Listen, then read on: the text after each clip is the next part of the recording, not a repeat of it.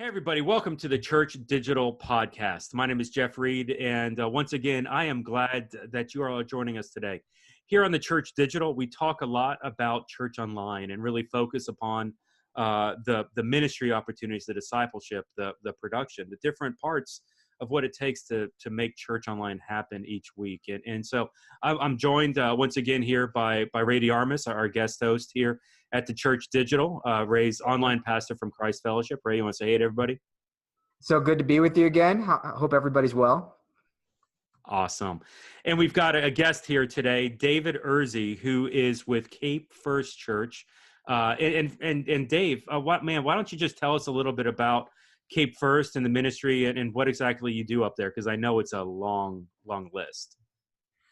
So we are a multi-site church about halfway in between St. Louis, Missouri and Memphis, Tennessee. So somewhat what you would call rural. We're a town of about 50,000 or so. We've got 4 locations, 2 in that direct city and then 2 in outlying areas about 30 miles in each direction.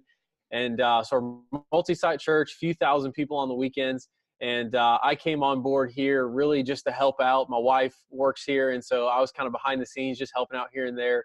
And then decided, hey, I'm going to come online and help this online thing, and realized there was a whole lot more than just church online. That's what the leadership wanted me to do is, hey, fix church online. And then I realized, hey, we've got a whole lot more to fix besides just what happens via computer on a Sunday morning. The previous guy before me had kind of just launched every different way of church online, YouTube, Facebook, church online platform. And so it was like, okay, we're doing a ton of stuff really poorly. Let's do one thing really well. And so for years, I've been involved in church online through Seacoast Church and other avenues. And so when I came here, I'm really the last few months having to prove my theories correct or prove them wrong and restart. And so we have completely torn everything down, like no Facebook Live, no YouTube Live, going straight to chop. Even we were broadcasting multiple services. Now we're just doing one. Like this is, let's go back to one service. Let's do it well. Let's get the right volunteers in place. Let's coach them. Let's train them. And then let's go back. Let's grow a step at a time. And so that's a little bit of what I do in addition to I oversee the construction facilities. We're in a remodel. We're in a $3.2 million expansion. We're doing a lot of different stuff. I do some stuff with staffing. And so I get to wear a lot of different hats. And so my title here is Communications Director. So that's really how we narrow it down is what happens in the worship center, the auditorium on a Sunday, falls under our creative pastor. And then anything outside of that, basically from the lobby to the end of earth, falls under me. He is, what are we saying? And I am, how are we saying it? And so he's saying, hey, this is what the sermon says. This is what the worship set list says. And I'm saying, okay, now that we've said it, how are we saying it to the world? And so that's a little bit about what I get to do. That's great. Yeah, I've never met a communications director that's in charge of a $3.2 million construction project. But hey, we'll go ahead and pretend. Communications directors out there who are listening to this broadcast are like, thank God that's not my responsibility. Yeah, man. And what's interesting is, and we find this so much in church online, right? Like the online pastor is always online pastor plus something else. Like it's an online pastor plus worship, or online pastor plus students, or because anybody who deals with students understands technology, or online or plus creative and different things. And so there's always different. I started as a production guy / online and kind of grew from there. Ray, just what are some of the responsibilities that you've carried in addition to be an online pastor? So originally, I launched one of our physical locations as I was coming into the role with Church Online. And Jeff, you were there for that entire transition, help and lead me through it, which was great. And it was a challenge because I was for sure managing what felt like 2 different campuses, but at the same time, it was the entire church overall. And that I was overseeing one physical location, but at the same time, I was responsible for something that the entire church body interacts with. So in a way, and I'm sure this is something that we're going to unearth a lot more, as Dave Adamson talked about the omni-channel, I became the entire church's campus pastor in kind of a way, because everybody started to recognize me, and it became something through which I started having to manage and pastor everybody in that kind of sense. Or, as is the case in so many options, people started complaining to me about a tool that was just one of the many things that I oversaw, whether it was working for them or it wasn't working for them. And it became a heavy responsibility and caring in that kind of way. And so for those of you out there who are carrying multiple roles and at the same time you're carrying Church Online, believe me, we hear you, we understand you. And in many ways, we're still carrying a lot of that, because even though I'm primarily focused on Church Online, I'm also overseeing all digital tools at our church, which is just a rapidly expanding thing. And so we hear you and we feel you as far as how a lot of that goes. Yeah. And that was my role when I joined at Seacoast as online pastor. Jeff, we were talking on the phone a few weeks ago, and I mentioned how maybe we should take a poll, but I'm guessing there's maybe 20 churches in America that have a full-time online pastor that's all they do. Like, yeah. I feel like I'm being generous saying 20, because I mean, like literally that's all you do. You wake up on Monday morning and that's all you do all week till the next Sunday. Good. And so that's what I came on board at Seacoast as, is like literally this is all you do, Church Online. And even within less than 6 months, we were able to work the budget out where we hired an online service pastor, where it was his role was facilitating the services. And it freed me up to also do a physical location, just like Ray, where I provided pastoral oversight for Church Online, but the online service pastor, he was the one that pastored those people during the live broadcast. Mm-hmm. Wow. That's an interesting concept. I like that. So what we want to talk about today, and we've used the word online pastor, online campus pastor, throw in online director, something like that. We want to talk about what exactly do these people do? And actually, like for me, when I'm looking at like outside social media or outside emails, I can't tell you how many emails I've gotten from people saying, hey, do you have like a job profile for an online pastor? Actually, Ray, God bless you, I've shared your job profile with probably a dozen churches, because yours is like, I helped write it, and I'm like, yeah, this is the only one that I've got, so here, and I've made some notes, and I've blogged about it just to throw it out there. But like that's the people are like, what exactly do these online campus pastors, what exactly does an online pastor do? And so I wanted to kind of unpack that a little bit, which is why I brought these two online pastors together to wrestle in this space. What's effective ministry, what's not, what are things that we actually do in these spaces to pastor people virtually. And David, let's just pick up exactly where you left off of. So you were online pastor, but you had someone that you were an online service pastor who was more responsible for like the weekend stuff, but you were oversight and responsible during the week. Like, how did you set that up? That's something I've never really heard before. Okay. So first would be how I came into that role is when I was interviewing with Pastor Josh Surratt and the crew at Seacoast, when they said, hey, we really want you on the bus. This is a seat that we have. What do you think? And I said, well, I've done a little bit in Church Online. I kind of get it. Like, what do you think? And I was like, but at the end of the day, I'm not an IT guy. I was like, I'm not a tech guy at all. Like, people think I can fix their phone and computers, but a lot of it is just like trial and error, like seeing, like, I don't actually know how to hook up servers and run IT equipment. That's just not my gift. And Pastor Josh, I'll never forget it, we were sitting at a restaurant, he looked at me and he goes, that's okay. We have those people in place. We need a pastor. And so I'm a pastor first, IT tech guy second.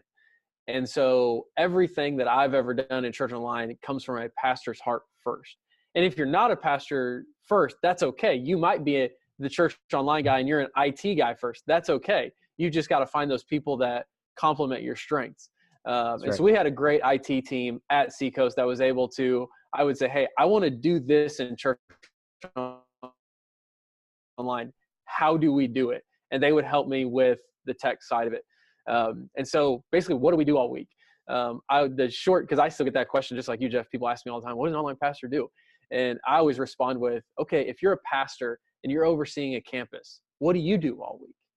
You're talking to people, you're meeting with people, you're finding out people are in the hospital and you're seeing how you can pastor them through that. You're finding out someone's daughter just got admitted to the hospital and you're figuring out how you can get someone there to visit with them. And you found out someone passed away and how can you pastor their family? I was like, I'm doing all of that virtually. Like I'm finding out someone 60 miles away, their daughter just went into the hospital. So now I'm saying, okay, do I need to drive, or do we have a member that lives a little bit closer that's maybe a life group leader that, or a high capacity volunteer that I can trust to go minister to them? And so that's the pastor side of it. And then the other side is, hey, are the notes ready? We actually scaled back from YouVersion. I know a lot of people are using YouVersion notes. Nothing against them at all. Great product. We just found that we could do notes through our app. And if people are giving through our app, like let's make the app a one-stop shop for everything. And so it's updating the notes and making sure every tool that people use, like what Ray said earlier, of it becomes this tool that everybody in the church is using, and all of a sudden you are everyone's pastor. It's making sure those tools are ready for the weekend so that everybody experiencing them will experience them at an excellent level. I tried updating our app a few weeks ago, and I did it on a Tuesday afternoon into Wednesday afternoon. I knew it was going to take me a full day or a day and a half. So I was like, well, I'm going to do it like Tuesday to Wednesday afternoon when nobody's using the app. No joke. Within a couple hours, I had 3 emails of people telling me the app isn't working right. The Bible reading plan is off. The dates are wrong. And I'm like, I'm trying to I was trying to make it better, and I thought no one was using it. And I was completely wrong. Tons of people were using it even during the week. And so you're making sure it was the same thing they're using on Sundays. I had no idea they were using it on a Tuesday afternoon at 3:00. Yeah, that's good. And it's funny how that works, isn't it, David? Because, here it is. It's not that you think, and a lot of people, I think, assume that, first of all, especially for lay people, like overcoming hey, what do you do besides Sunday is kind of a leap. And then amongst pastors, it's, okay, so what do you do if you're not preparing a sermon, if you're not, it's almost like the same conversation I had at first with just even becoming a physical location campus pastor. Okay, so you're not teaching. So what else are you doing? And I think what a lot of people don't realize is how much ministry and how much logistical work there is that actually goes into this. Yeah. And we're actually, so a little bit of background on Cape First of where I am. We have a pastor who's about to celebrate his 30th anniversary. He's in his early 60s, mid 60s. And when next year will be our 100th year as a church.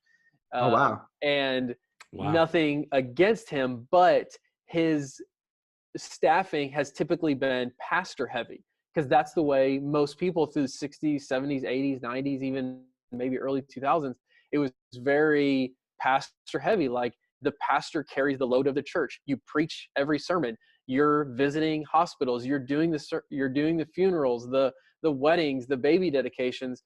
And whereas now we're seeing a trend of you have support staff that can go and visit, and you have campus pastors that can minister to these people too. And so even since I've come on board and my wife has come on board, we've hired 2 extra facilities people, 3 extra they were needed, 3 more front office administration staff, because all of these, so much day-to-day logistical duties were weighing down our pastors. Whereas let's free them up to do ministry, because there is so much stuff. And nobody had just sat down and said, hey, what are our pastors doing every day and what can we take off their plate? And so once we were able to look at that on paper, we were able to say, hey, we need to get some more support staff in here. And let me dig into something. Yeah, let me dig into something here, David. One of the things that you mentioned was as online pastor, like you get a phone call or you get an email or a Facebook message. I would get Facebook messages like crazy. 60 miles away, somebody's in the hospital. Like walk, and you've never met this person physical space. It's always been, through virtual. Walk me through a scenario like that. Like tell me that story, what it's like to go be pastor for somebody in a different city that you've really never had like a physical interaction with. What's it like to be that pastor?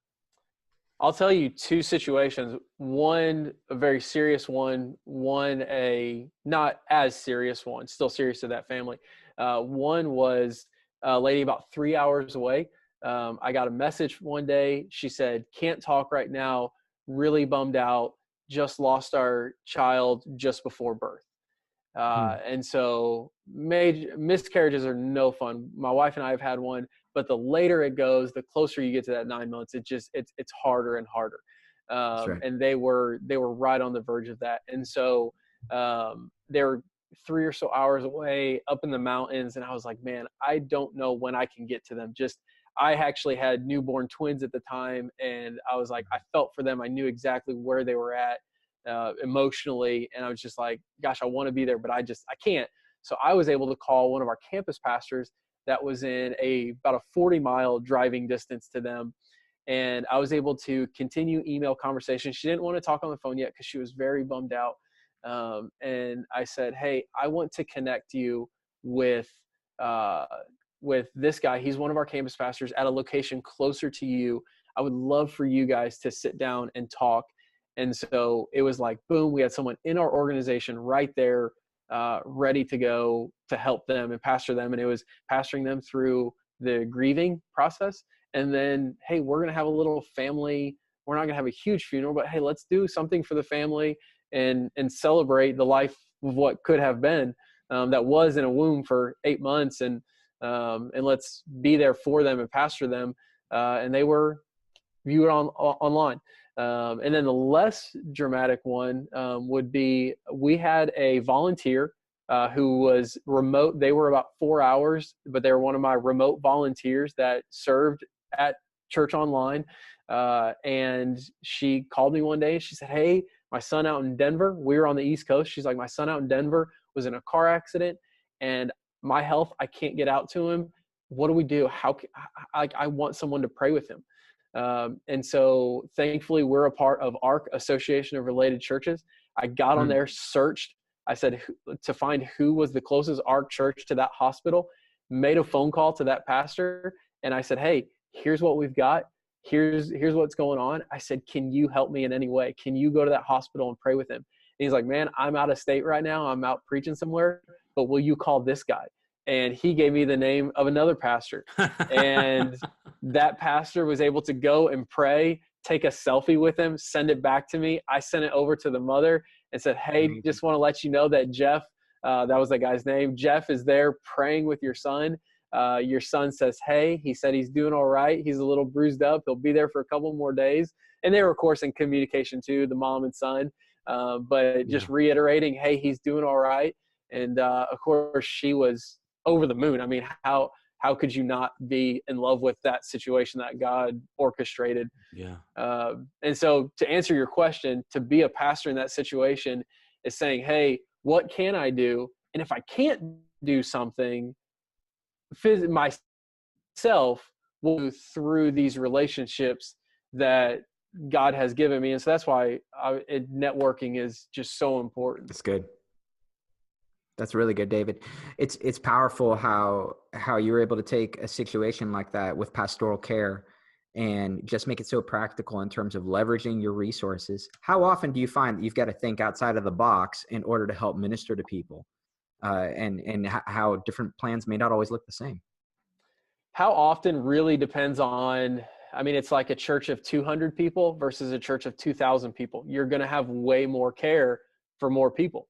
And so right now in this season where I've scaled down a lot of stuff, it's maybe once a week where I'll get a message and I have to think through, okay, how are we going to pastor this person?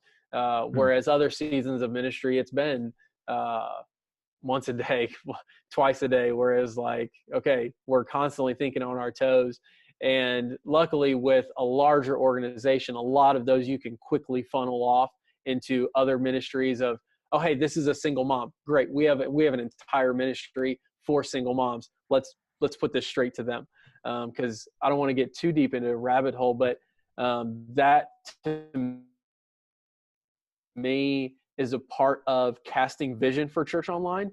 Is not, we are our own ministry center, but hey, if we have someone that just got out of prison, and they need pastoring, I'm not going to be the first person. What I'm going to go to is our outreach pastor that deals with those guys on a daily basis, that actually runs a home that the church owns, that 4 men live in, that just graduated a drug rehabilitation program. I'm going to say, hey, we got this guy fresh out of prison. Plug him into the life of these other 4 guys and let them have their own life group, and you lead it. Yeah. And so it's not like that we're trying to pastor everybody. As we funnel them in, when that pastor sees, oh my gosh, this guy came through Church Online and now he's a part of the physical life of the church, like this Church Online thing really works. Like this is a thing, and it helps grow that vision in everyone's eyes. It's so great that you talk about the handoff, because the handoff for us here at Christ Fellowship, in terms of if we can get them into a physical campus that's nearby, how much that just expands and celebrates the wins overall for what Church Online is. And it doesn't make it seem like it's an online ministry, which is kind of a term that I fight around here. I'm trying to help people understand. No, this is a way that people gather and interact. This is a way for people to experience the body of Christ. It's not just a ministry of the church. This is the church overall. Yeah. Yeah, and it goes back to that whole, and we've talked about this previously, but it's the online to offline relationships, right? So the lessons that we learn, the gospel that we hear online, that we experience through Church Online, maybe that we experience listening to a sermon archive or something on social media, that impacts us in the real world. James 1:22, don't just be hearers of the word online, do what it says in the real world. And so as a result, being able to connect the virtual with the physical and blur those lines, and we mentioned earlier, Ray, I think you did, like, I want to do a whole episode on this idea of omni-channel and how there is this great, and we'll put it in the show notes, the link to Dave Amundsen, and I talked about it on my blog, but this idea that it's not just a single message that's done in a single space, whether it's virtual or whether it's sermon archive, and it's not this idea that you don't just go and hear it in that one, and people like live in that one environment. It's that it's all holistically involved in that. Well, that also impacts not just processing of a sermon, but that also impacts the ministry lives that our church has. And the church now needs to wrestle with, and we're talking about, what does pastoral care look like virtually? And sometimes that's, driving 60 miles up the road, or it's calling friends and friends of friends and networking to find somebody. Well, I mean, that same conversation can be had, what does it look like to disciple somebody? What does it look like to, to care for somebody in a different way? And suddenly, like, it's a much more holistic view of church when church is actually doing the biblical community, the discipleship angle, and the pastor kind of being the person to lead into that, to speak into that, is so important. But there's a lot of vision. Like that doesn't happen overnight, right? Like I can remember, I'll just tell a horror story. Actually, yeah, I will tell a horror story. Like we were trying to figure out Christ Fellowship Miami. I'll call them out. It's fine. But we were trying to figure out, because they have this annual, it's quarterly, it's a movement called Love Miami, and that's where we get out there, serve in the neighborhood, serve in the communities, and make a difference for Christ. Do things like on schools, in parks, just loving on the community in the name of Christ. And so, like, I wanted to get some of our Church Online people involved. I had like groups in Key West, groups in New York, kind of scattered around the country. And I was trying to figure out how to like get them to do something, but Love Miami itself was dated. Like it's limited to that Miami 305-786 zip code. And I remember it was in a meeting with the entire staff, and the idea was thrown out, maybe a little premature. What if we changed Love Miami to Love Your City? And it was a bad job of casting vision. And like the response in that environment wasn't really good. It was kind of bad and awkward, and flaming bullets started flying all over the place. You can't change Love Miami. Love Miami, we've been doing this for 20, 30 years, like blah, blah, blah, blah, blah, all this stuff. And I as the online pastor, I'm like, I agree with you. Like, I don't want to do this. So like, how do we have that conversation where we cast vision, where we empower ministry people, we make them aware of what online does. This is an example of how online is not done well, how it's not cast vision and it wasn't received well. But how can it be done? Yeah. Yeah. What do you guys think? Dave, what have you experienced? David, you go first because I got some thoughts on this. Go ahead. Okay, so I have a similar horror story I'll tell really quick, Jeff. So where I was, it's a broadcast video feed to every campus every Sunday, and then about 4 times a year, the campus pastor, it's Campus Pastor Sunday, where they speak. And so I came to leadership one day, I said, well, if it's Campus Pastor Sunday and I'm the online pastor, should I preach for the online stream? And it was like, well, of course you wouldn't know, because the online pastor, and like it kind of put everybody in a pickle where it was like, well, I'm the online pastor, and it was because that audience, that online congregation was so large, it was like, do we all of a sudden want to trust this newbie with this many people? So similar horror stories, firing darts were flying at me. And so that didn't quite go over as well. And so I think one thing for me of casting vision for Church Online is something John Maxwell says, or there's been a few people that said it, is great leaders ask great questions. And to cast vision for Church Online, you have to ask the staff and ask the members of the church questions about where they stand with Church Online. And you're not looking for a doctrinal stance on it, but hey, if they ask me, hey, well, how do you pastor someone online? How do you disciple someone online? Well, how do you think we should? If you were watching online, how would you want to be discipled? And it's begin that thought process in people's minds of saying, getting them in the people's shoes that are watching online, saying, okay, what would I want if I was there? And it's the same thing when I'm trying to get a new volunteer to serve at Church Online, when they're like, well, what do I write in the chat? Well, if you were sitting at home in your computer, what would you want someone to say to you? Well, I would want them to welcome. And it's just getting them to, because they've never thought of themselves as being in those shoes, of just helping them walk a mile in that person's shoes that's watching online. And so for me, the casting vision, same way with the staff of, hey, if you were a shut-in and couldn't get to church physically, what would you want someone to do? You would want more than just a stream. You would want a live person coming on camera welcoming you. You would want an opportunity to give financially. You would want an opportunity to sit in a Bible study class other than just the Sunday morning worship experience. Yeah, that's good. David, it's so true. And I'm glad that you mentioned all those avenues. It's funny because, that exact instance that you mentioned, we've still tussling with that kind of thing. And I've even had experience communicating here at CF, but it still becomes a bit of an issue. And that's just, since we're all giving full disclosure here, and I love we're doing a lot of great innovative things. But on top of that, what I found, which helps out a whole lot, is telling stories of all the wins and keeping the stories in front of leadership.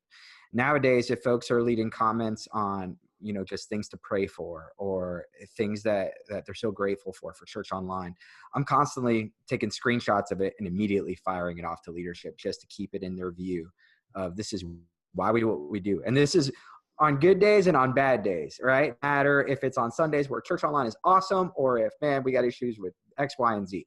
Doesn't matter. Just constantly keeping the vision in front of leadership.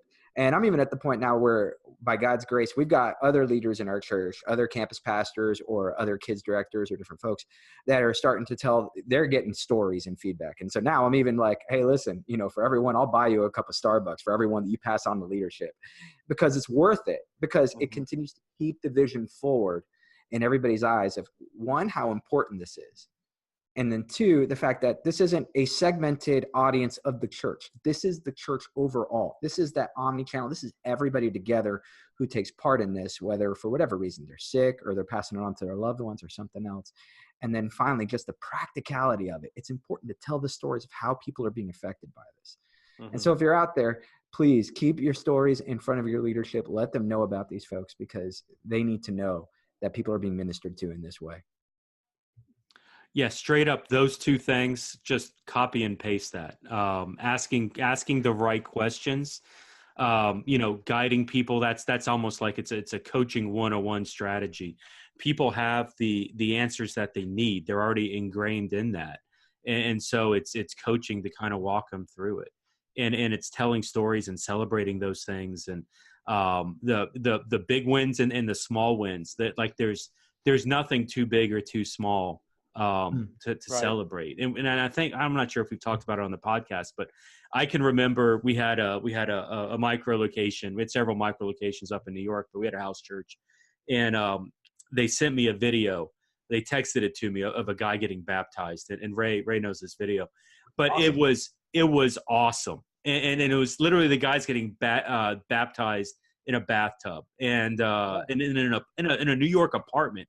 So the bathroom's already like, I don't know, 3x3. The tub's like half the space. There's like 5 people crammed in this, and the guy who was doing the dunking, like it wasn't. I'm not saying he wasn't smart, but he was baptizing towards, putting the head towards where the faucet knob is, instead of doing it the other way. And so we're watching this video, and it's like this close to this guy's head getting conked. And the response from the staff on this video, like half the people were like, "This is the coolest thing I've ever seen. We need to do this more." And the other people were like, "You can't do that. You can't baptize somebody in a bathtub. He almost banged his head." And it's like, well, it already happened. Let's celebrate it. Let's not worry about the naysayers. Let's make it what it is. So throw those stories, throw those celebrations out there. But what's interesting, and actually I had this conversation with an online pastor, and what's interesting, this is an online pastor who's an IT guy, dual hat. And so I had this conversation like a month ago, and because I asked him, I was like, "How's your ministry going?" And he said, "Jeff, I'm at this really interesting state right now where we've gone through the season of casting vision. And so now the vision is bought in. They've seen the success of it. Now leadership is expecting stuff from us. It's no longer a philosophical thing, will it work? For this particular church, it's grounded in the reality of now there's goals, now there's expectations, and we have to like deliver on these things. As online pastors, Ray, I know you deal a lot with that. I'm sure David as well. Like, how do we wrestle with the goals and the expectations of this? What does that look like? Go ahead, Ray. Ray, you want to go first? Sure. Expectations. I think we're still kind of wrestling through some of the expectations as people struggle through what to measure. And, ultimately, and I know this is kind of pithy, but we measure what matters in all organizations. And so it's very easy to fall in love with online attendance in terms of what it is and how fast it can grow and some of that stuff. And so I can understand why everybody right off the bat would look at this and say, well, look how many people, are watching us. I mean, man, this is incredible. And not really kind of digging in terms of the actual community and what that can mean as far as expectations. But the reality of this is, and Jeff, you and I have talked about this, is that, your online strategy really should be, it should resemble what's going on in your physical locations at your church. If you're really trying to see real discipleship and real growth happen in the life of believers, then things like online groups, if you're a small groups deal, or even if you're Sunday school, host Sunday school, here in a chat room like we are, don't be limited by those things. But really your same discipleship strategy that would be for somebody who showed up for a physical location should exist for those who show up to your online campus. And if you're really measuring engagement and what matters, then you have to keep the community piece up front, and your expectations should be really just unlimited by the potential of that and what that could look like. Yeah.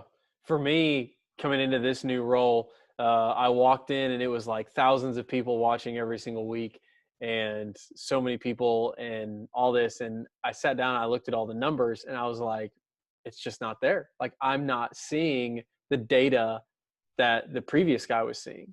And yeah, there's thousands, but the watch time was minuscule.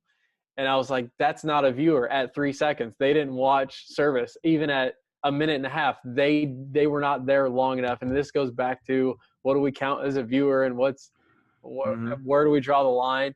And so for me, it has been scaling it all the way back, like reporting the lowest number possible to manage those expectations of, I had to be honest with leadership where I was like, hey, the numbers that you're getting are not accurate numbers.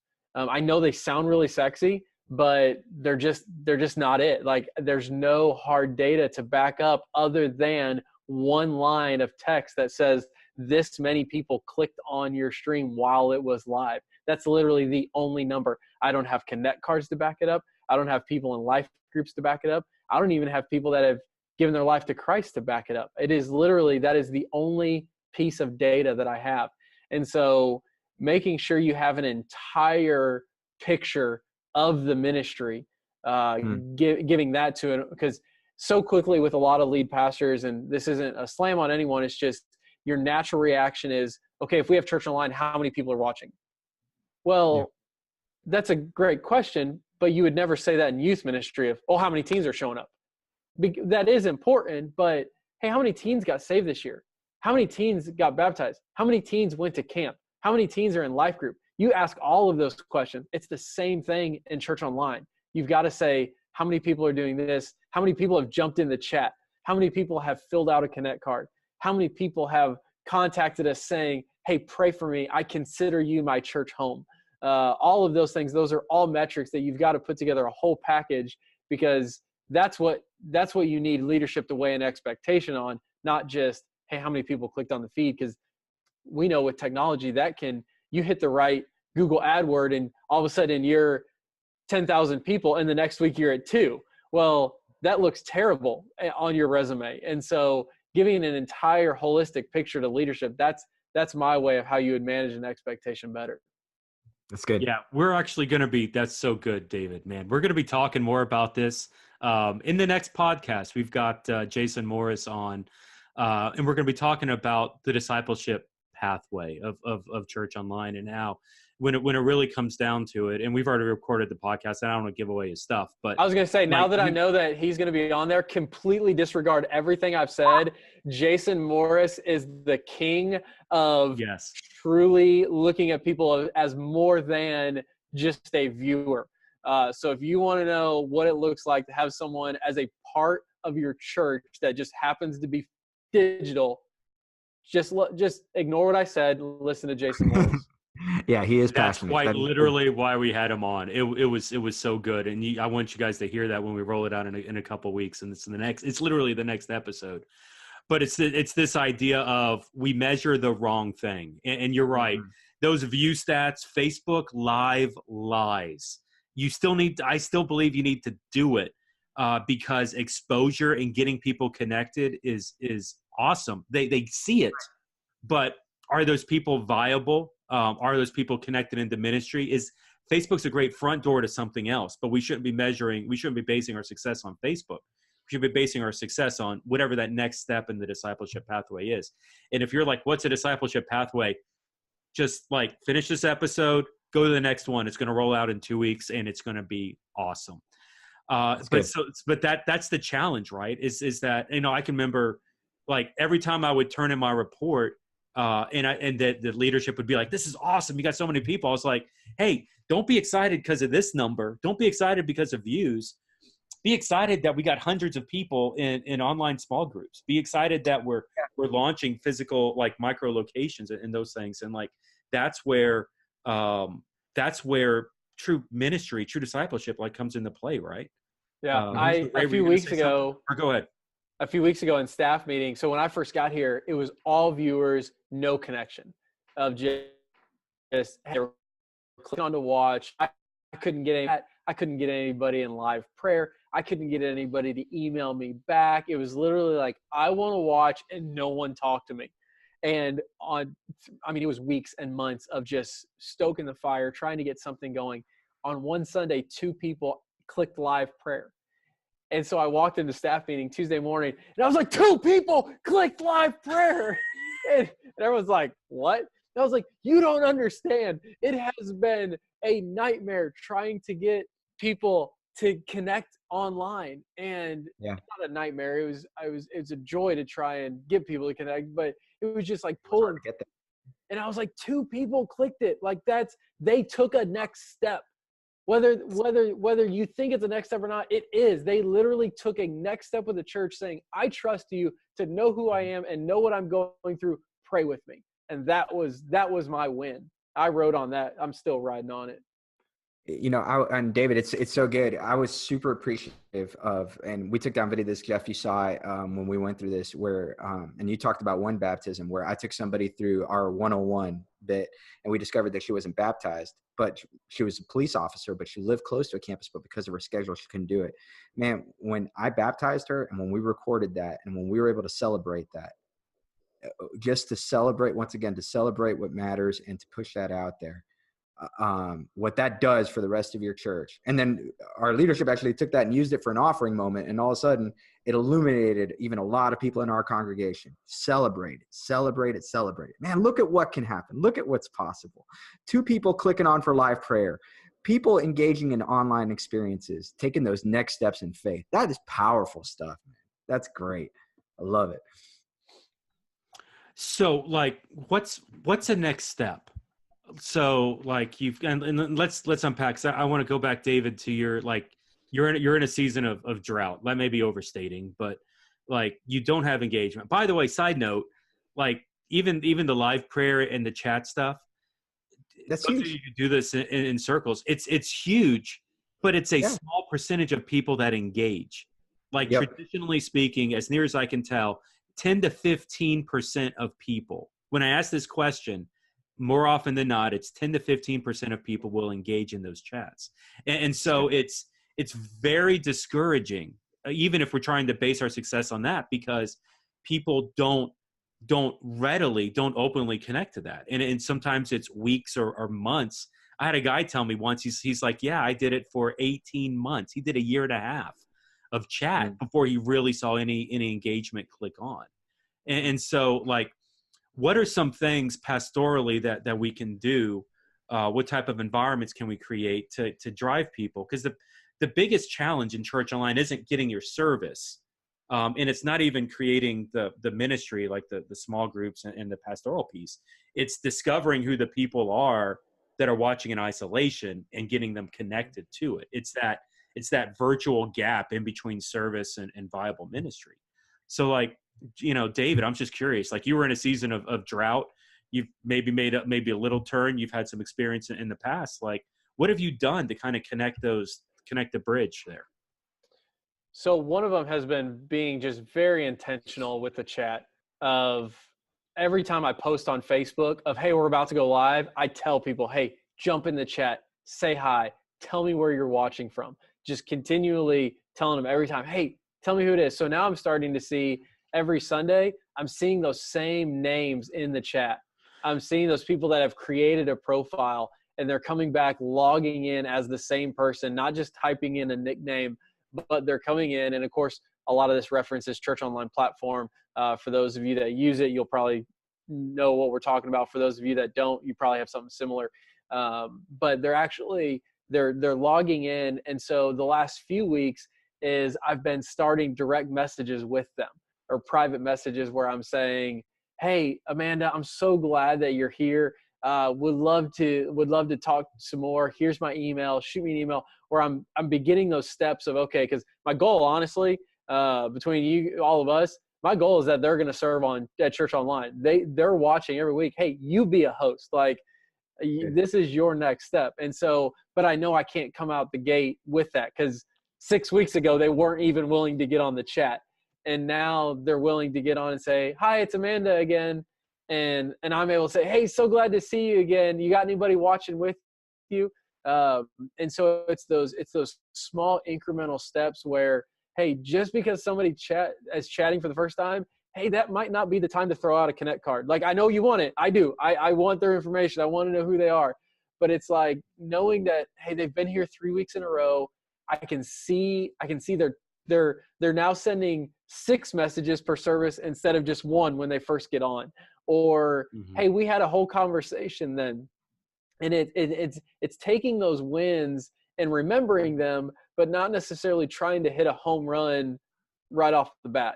And so that's what's been a key for me, is just taking slow, methodical steps of like, hey, I know we're going to be back next Wednesday. I mean, should the Lord tarry, I know she's probably going to be back. And yeah, there's some risk. Maybe she finds a new church and I never see her again. Of course that can happen, but it's saying, you know what? This person has been faithful. We would do it the same way in a physical campus. Like, when someone shows up for the first time, hey, welcome, my name's David. You want to be a life group leader? Like, we wouldn't do that to a guest. It's, right. Hey, we're so glad you're here. How long have you been coming here? Hey, have you come over to our blue room? Let's get you a Bible. Do you have a Bible at home? We want you to have one of those. Or, hey, we're reading through the Bible together. If you've never read the Bible, here's a great place to start. And the same slow process that we would take with a physical person, hey, we're taking it with digital. Hey, we're so glad you're in the chat today. Would you fill out a connect card, and taking those slow steps? It's good. Yeah, it's important to walk before you run in a lot of those senses. I mean, absolutely. And especially since, David, I imagine, you guys are utilizing that same way that you would for the person who attended for the first time. You're bringing that same strategy. They're online, right? I mean, we have the Bible reading plan right on the app. Go in and click on it. That's the biggest thing we do together as a church, other than life groups, is we read through the Bible together. And then our Sunday morning services, the message comes out of the reading that you would have read the previous week. And so I get to tell people that hey, read the Bible with us this week, because next Sunday we're going to preach about something that you're going to read this week. And then they realize, oh wait, it's like this every week, which is awesome. I love that we do it that way. And so it's fun. Yeah, we get to do the same thing digitally as physically. We went longer than I wanted, but this has been a really good conversation. It seems to be a common phrase right now. Podcast has gone longer than it was supposed to, but it's good material. So, man, David, thanks for sharing with us.